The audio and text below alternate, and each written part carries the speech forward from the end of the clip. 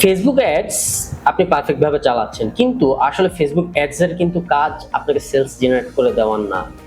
Facebook ads এর কাজ হচ্ছে ভিজিটরস এনে দেওয়া, ট্রাফিক এনে দেওয়া, যাতে আপনার যে পটেনশিয়াল কাস্টমার আছে তারা একটি ল্যান্ডিং পেজ অথবা একটি ওয়েবসাইটে গিয়ে আপনার প্রোডাক্ট অর্ডার করতে পারে।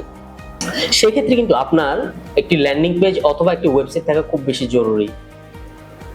মানুষ হাজার হাজার টাকা খরচ করে ফেসবুকে অ্যাডস চালাচ্ছে, কিন্তু তাদের ল্যান্ডিং পেজ অথবা ওয়েবসাইট যদি আপনি যান, সেক্ষেত্রে দেখবেন যে অনেকটা অপটিমাইজই না।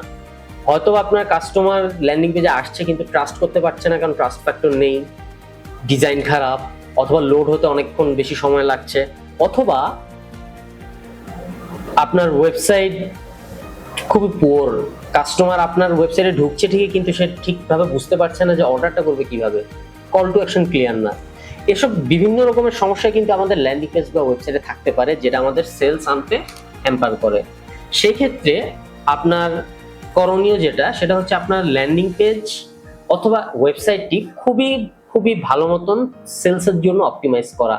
আপনার ক্লিয়ার যাতে কল টু অ্যাকশন দেওয়া থাকে, ওয়েবসাইটে হুক দেওয়া থাকে, আপনার যদি প্রোডাক্ট থাকে তার রিভিউ দেওয়া থাকে, এবং কোনো স্পেসিফিক রিকোয়ারমেন্টস যদি বলার দরকার হয় সেটাও যদি ডেসক্রিপশনে খুব ক্লিয়ারলি সুন্দরভাবে দেওয়া থাকে।